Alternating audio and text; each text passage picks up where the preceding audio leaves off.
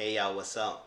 My name is Mizzle. You're watching my channel Mizzle 14, and I'm back doing the review of Iyanla Fix My Life, Season 7, Episode 4, Biological Mama Drama.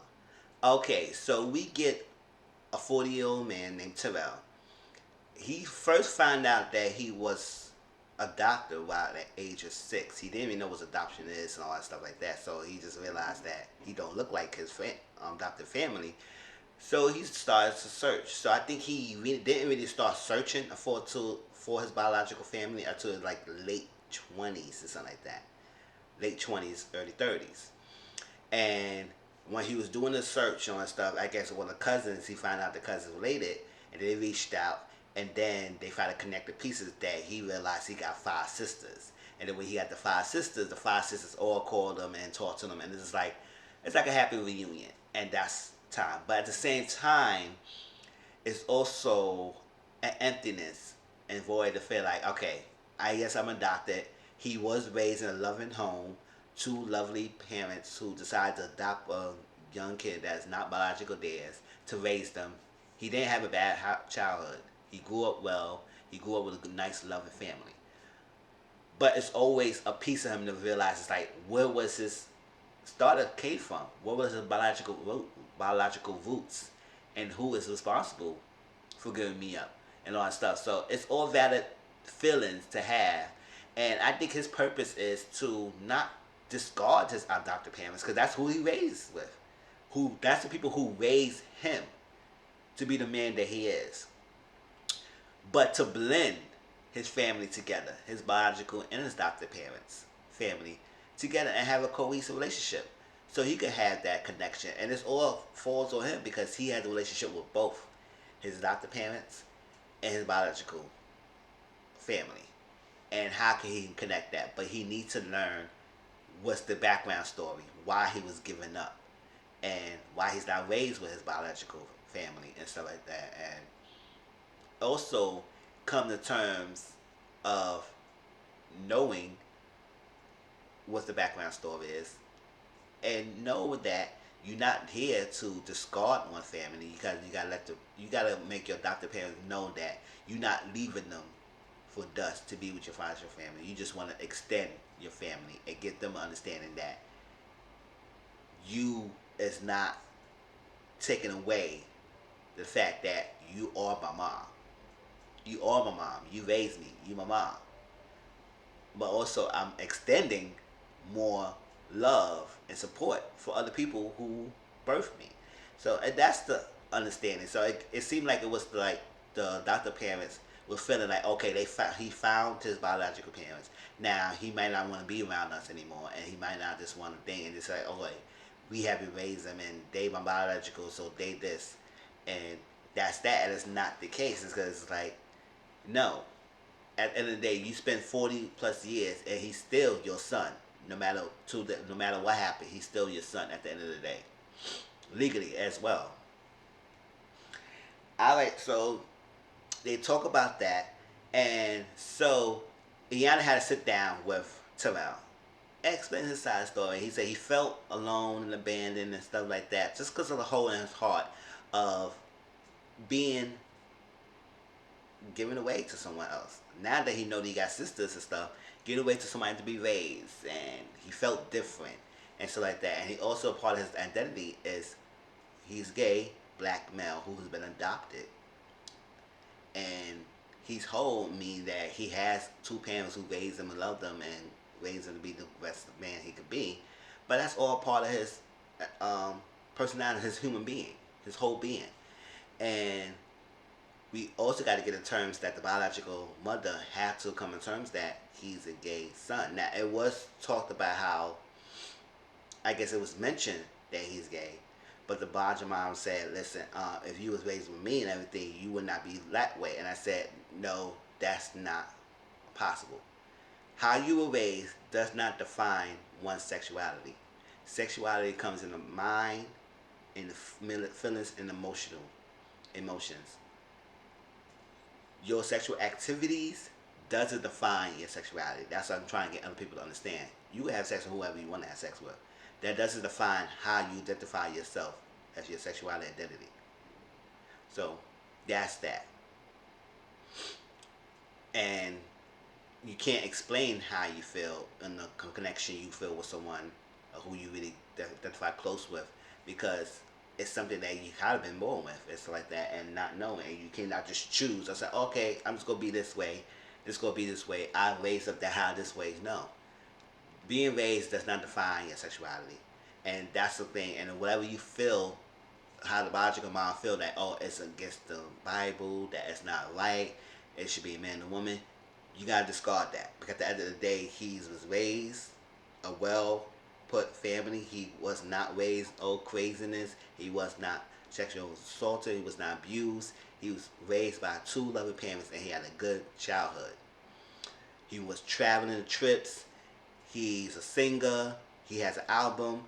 He did a lot. He is well for himself. So he was raised well. So even he was raised well and still be gay, you could be raised not right and still be gay. It doesn't matter how you was raised. Your sexuality is sexuality. It is something that's inside, and it's the feelings and emotions to it. So she got to come to grips that he's this. And you cannot start the relationship and try and condemn him on how he was raised and try and tell, oh, if I was, is a certain way a man should be. No, you can't do that, because you will shut him down. And you want to build a relationship with your biological son. Now, we want to understand why. Well, he said he felt lost, he felt abandoned, he felt shocked, he felt overwhelmed, trying to connect the pieces and trying to connect his family together. And he never really had to sit down with his adoptive parents, express how he felt about this. All they know that he was searching for his biological roots. And so the adoptive parents feel like, I said, okay. And the mom feel like, I say, that's what I was explaining earlier, that she felt like it probably be a sense of him not trying to scar me, is not discredit me as being his mom. And I said, that's not the case. You are his mom, and you got to put the foot down and let you know, it's like, listen, you are my son. And also told, when you have the chance to talk to Angela, who is the mom, that's the real name, the biological mom, it's like that, let you know that I'm giving you permission to, we could share Terrell, but know that he's my son at the end of the day. Yes, he's your son that you birthed, but he's the son that I raised. And you can't come in the picture and try and take him away, because that's not going to happen. Okay? And that's it. So while Iyanla finished talking to Terrell, she had him do a timeline of from the beginning to now, and pictures and stuff like that. So when he does that, so Angela, the birth mom, could see the timeline. While she did that, she went to talk to the two sisters, Angela, not Angela, that's the mother name. Angelica, no, forgot that. No, yes, they did talk to sisters first, and it realized before she went to talk to the sister, Iyanla talked to the sisters, it was mentioned that he's 40 years old, and his other sisters was 38, another was 37. We find out Alex is 29. We find out Angelica is 32. So she had those kids like kind of back to back. And we realized that she had Terrell when she was 12 years old. Yes, I said it, 12. And that, right there, it clicked. It was like, in what way and capacity can a 12-year-old could raise a child on her own? And what way and capacity should a 12-year-old get pregnant to raise a child? That's impossible. And it's not possible at all, because it's not her choice. She's 12, so most likely will give up adoption. She can't raise a kid. Or someone in the family would take it. But she chose adoption.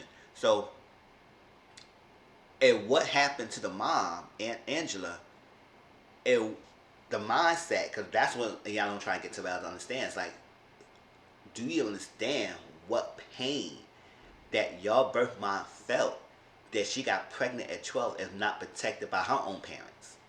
Where was her parents when she got sexual assaulted, molested from somebody who probably was close to her, a family friend, and got pregnant? what was done. So you got to try to understand that even though you found them, it not necessarily means that you would have had a better life if you was with them if she raised you. So you don't know. So it's the pieces of the puzzle that need to be brought together. So it gave to get everyone on board to what the connected pieces is, and the person who's holding the pieces is Angela. So before Iyanla talked to Angela, the mother, she talked to the daughters, the sisters, Angelica and Alex, and it was talking how happy to found they had a brother, and realized that the mom was not speaking about it. She was not talking about it. She found out. They found out they had a brother through their aunt. Yeah, because all these pieces happened surrounding outside the mom. The mom never confirmed or denied anything. She just was not saying anything or not speaking on it. She just kept it and blacking it out. So when they try to question her, she won't give no any information. So they had to go from outside the family to get their pieces. So the aunt told them everything about, oh yes, you had a son. She had a son. She gave him adoption. You have a brother. This and that. Now, Iyanla realized when Alex was talking, she had a lot of sadness within her.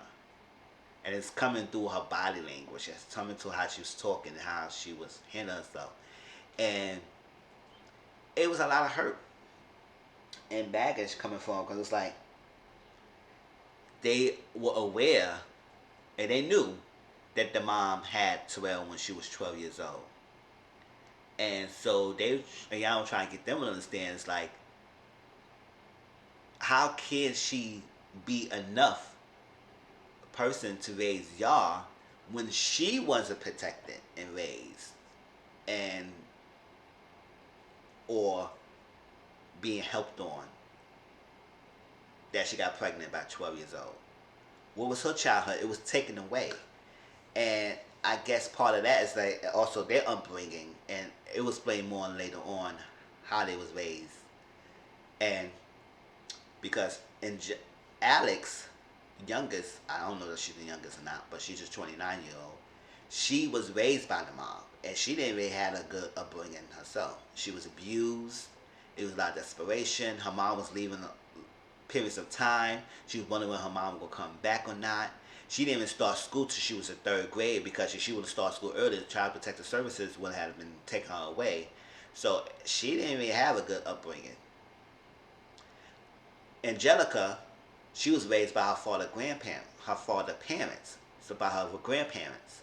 So it was like, yeah, even though the sisters was close to them biological mom, and they had the biological mom at one time raising them, they didn't really have a good upbringing, just like that. Terrell had a good upbringing. He just got adopted. Yes, the pain that you feel, even though he wasn't physically connected with them at that time, he could still feel the pain, because they all shares the same pain of abandonment, of being lost, of being sad and angry. And Alex said she was angry inside because she bottled her feelings inside and expresses it. And also she spared other people's feelings by keeping inside and being silent. That's not helping, because you don't do anybody justice and service by keeping information in and stuff how you feel that's hurting you, because you gonna be damaging yourself, and you gonna be explosive. It comes out at different times, and you're not gonna even know. And then when your daughters come down, and if you have children yourself,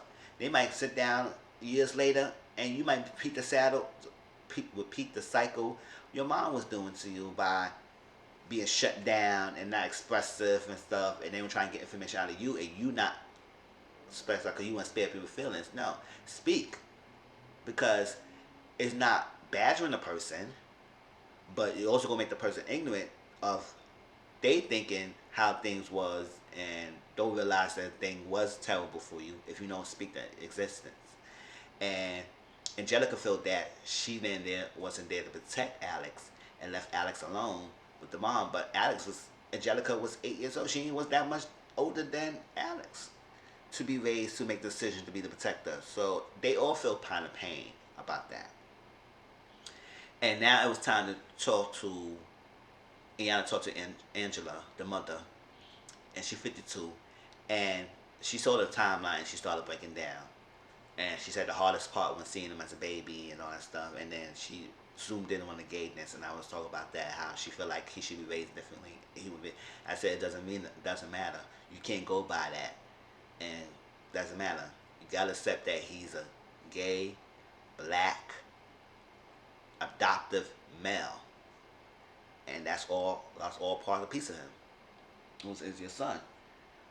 And she wants to have a relationship with the adoptive parents to not have a problem being there and being together and having being one. But he needs to know that you are okay of being a blended family, because he doesn't know that.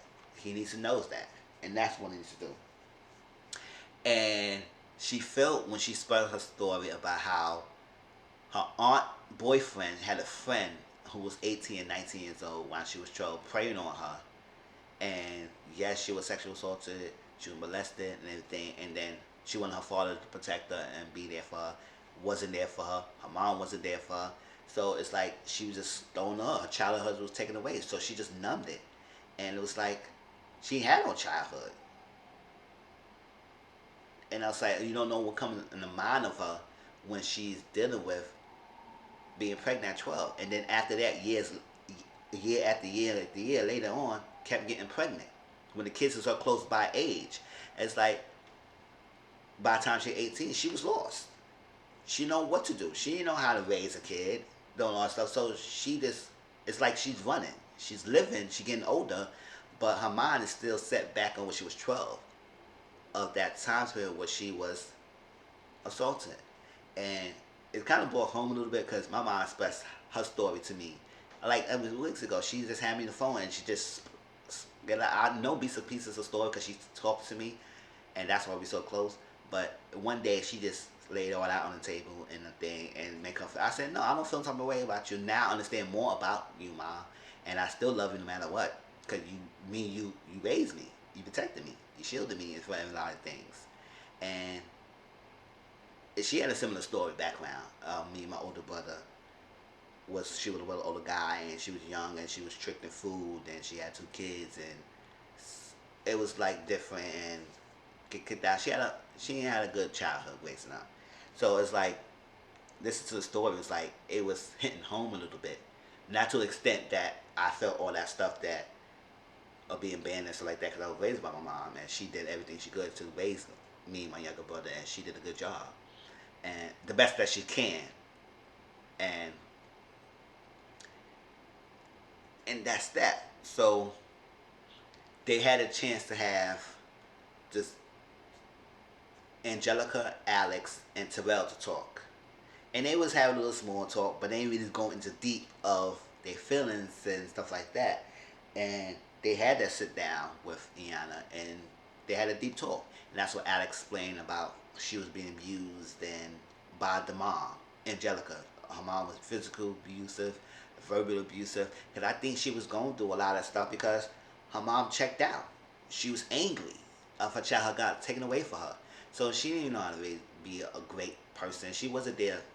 She was there physically, but her emotions and everything was checked out. So she couldn't be a good person to raise them as well. That's why Angelica father parents took her. That's why, yeah, Alex was raised then with the mom, but it was no good upbringing, and Terrell had to get adopted. So it was, and I don't know what the other sisters went through, but I could tell they could probably have similar stories. So she wasn't equipped to do it. So when they all confronted their feelings to her, I think the mom was starting to get defensive, and she was about to like tense us up and realize she was being attacked. And it's not or being badgered, and it's not them being badgered. It's the fact that they need to express how they experience was felt. It doesn't make you a bad person. It just expressed how they experience it with their feelings, and their feelings are invalid. So look, Iyanla was like, you know what? I want you to do something for me, Angela. I need you to go and find time to weep. Let it out. Let the anger, tears, and scream. Because she's holding this stuff in for a long time, and it's like, I don't think she really had a chance to really let it all out. She be holding that stuff in, and I think this episode I was holding it in because it was touching. But when she went outside and she was um, crying and yelling, screaming in rage and everything, and all those siblings was inside feeling, and they was crying, and she cried, and I teared up a little bit because I was like, wow, because there's so much was deep inside that lady, and it's terrible that she had the life that she had, and that's that. So finally, they had. It was a good thing that she had to release that. She needed to release that, and Iyanla was out there with her, and she said, "Oh my gosh, I need to get that out," and it felt therapeutic for her. And finally, the niece, the doctor mama, and Angela sat down together, and they had an understanding, and it was very adult wise. Angela thanked the niece for raising their son, and appreciate that she raised it. You did a great job raising him. He turned out to be a fine black man and everything. And then Denise thanks Angela for being open and there and opportunity to give him up and stuff like that. So bless her with the opportunity to be adoptive mother and stuff. So they thanked each other, and it was nice and touching. And they brought Terrell in, and Terrell reiterate and reaffirm to let the doctor mama knows that I'm not discarding you. I'm just adding extension to my family. Because you are my mom, and you be raising me and all that stuff like that. So it was nice, and it had a good ending. All the people came together, and it was nice, touching, happy ending. And they continued the relationship. Terrell continued his weekly checkup with his sisters. The Angela and Terrell still build up their relationship, and the two families are connecting, and they're doing well, and I'm happy for that. So it was a good episode, y'all. Tell me how y'all feel. Please like, comment, subscribe to my channel. Tell me about how you feel about this episode, and I see you on next week. It seems like next week will be Lisa Ray McCoy. I said, and y'all have a lot of sub leads in this season. All right, talk to you later. Peace.